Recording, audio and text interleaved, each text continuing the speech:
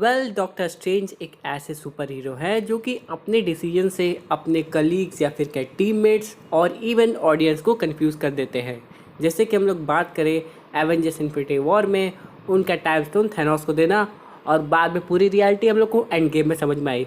Similarly ऐसी कुछ theory आ रही है कि डॉक्टर स्ट्रेंज का रोल एवेंजर्स डूम्सडे में है, लेकिन मूवी के एंड में और आगे जाके हम लोग को ये पता चलेगा कि वो रॉबर्ट डॉनी जूनियर के डॉक्टर डूम के साथ है, ना कि अपने ओजी एवेंजर्स के साथ। और ऐसा वो क्यों कर रहे हैं, इसके पीछे के रीज़न वो किसी को नहीं बताएंगे, और बाद में जाके मे भी उसका जो रीज़न है वो हम लोग को सीक्रेट वॉर्स में पता चलेगा। अब तो ये था एक छोटा सा ओवरव्यू, लेकिन इसके पीछे की कौन सी थ्योरी होगी आज हम लोग इसे डिटेल में समझने की कोशिश करेंगे। जैसे कि हम लोग बात करें डॉक्टर स्ट्रेंज की, तो हम लोग ने उन्हें लास्ट मल्टीवर्स ऑफ मैडनेस में देखा था, जहाँ उन्होंने डार्क होल्ड पढ़ ली थी, और एक तरीके से वो जो किताब है उनके पूरे दिमाग में छप सी गई है। जैसे कि डॉक्टर स्ट्रेंज पार्ट 1 में आप लोग जानते होंगे कि इनके पास फोटोजेनिक मेमोरी है। इसका मतलब सीधा ये है कि वो जो भी चीज़ देखते हैं वो 2 कॉपी उनके दिमाग में छप जाती है, और डार्क होल्ड अभी भी इनके माइंड में है। और इसका जो साइड इफ़ेक्ट है जो कि थर्ड आई, जो कि हम लोग को एक स्टेज वेरिएंट में दिखाई दिया था, वो भी देखने को मिल चुका है। फिलहाल अभी ये क्लिया के साथ किसी दूसरे डायमेंशन में गया है, पे भी डार्क डायमेंशन, जहाँ पे डोर मामू रहता है और क्लिया उसकी नीस है, जो कि अपनी तरीके का कुछ काम करने वाले हैं। हालांकि डॉक्टर स्ट्रेंज 3 की कोई कंफर्मेशन नहीं है, लेकिन डूम्सडे में हम लोग को एक चीज़ समझ में आ जाएगा कि डॉक्टर स्ट्रेंज इतनी देर से मल्टीवर्स में कहाँ कहाँ भटक रहे थे, और आखिर उन्हें चाहिए क्या।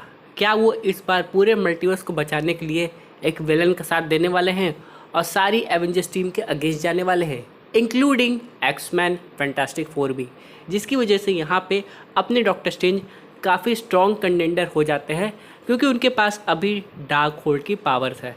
और यहाँ पे हम लोग को एक बात समझनी पड़ेगी कि हो सकता है डॉक्टर डूम को लगे कि डूम के मोटिव एक तरीके से सही है, यानी कि जो सीक्रेट वॉर है ये तो हो के ही रहेगी। जैसा कि यहाँ पे आप लोग को पता होगा, ही हू रिमेन्स ने लोकी से कहा था, ये एक तरीके की साइकिल है जो कि एक बार शुरू होती है, फिर ख़त्म होती है, फिर से एक नई शुरुआत होती है। लेकिन इस बार स्ट्रेंज कुछ अलग करने वाले हैं इस साइकिल को ब्रेक करके। अब यहाँ पे ये कौन सा कदम उठाएंगे ये तो भाई हम लोग को मूवी में पता चलेगा। लेकिन हाँ, पहले ही वो वाली जो लीक थी जो कि ये बताती थी कि डॉक्टर डूम अपने तरीके के कुछ इविल वेरिएंट्स को इकट्ठा कर रहा है, जैसे कि कैप्टन हाइड्रा, बाकी यहाँ पे हल्क का मैस्ट्रो वर्जन, उसी तरह कोई इविल वेरिएंट डॉक्टर स्ट्रेंज भी यहाँ पे डॉक्टर डूम की हेल्प करेगा। लेकिन उस अकॉर्डिंग यहाँ पे कोई इविल वेरिएंट नहीं होगा, बल्कि अपने यही हीरो वाले डॉक्टर स्ट्रेंज होंगे जो कि डूम का साथ दे रहे हैं। लेकिन क्या डूम इस स्ट्रेंज का साथ चुनेगा? क्योंकि हम लोग बात करें डॉक्टर डूम की, तो वो हर एक को काफ़ी अच्छे तरीके से जानता है, इंक्लूडिंग उनका पास्ट, प्रेजेंट और शायद इवन फ्यूचर भी। तो स्ट्रेंज को यहाँ पे देख के डूम को कहीं ना कहीं डाउट होगा कि ये बंदा तो हीरो है, इसने एवेंजर्स एंड गेम में थैनोस को हराया था, 5 साल बाद सबको वापस लाया था, तो आखिरकार ये मेरी टीम में कर क्या रहा है। तो इसी का आंसर अभी हम लोग को रूसो ब्रदर्स ने कुछ दिन पहले दिया है कि जो टोनी स्टार्क का सेक्रीफाइस था और ये जो डूम आया है, ये एक दूसरे से काफ़ी ज़्यादा स्ट्रांगली कनेक्टेड है, जो कि आगे जाके हम लोग को डूम्सडे में क्लियर आउट होकर रहेगा। और इसके पीछे का रीज़न भी ये रहेगा कि आखिरकार डॉक्टर डूम की जो शक्ल है वो टोनी स्टार्क से क्यों मिलती है। वैसे तो ये कॉन्सेप्ट काफ़ी ज़्यादा इंटरेस्टिंग है, ऑडियंस भी जानना चाहती है इसके पीछे का कनेक्शन। लेकिन यहाँ पे एक थर्ड थ्योरी है जो कि काफ़ी ज़्यादा अच्छी है।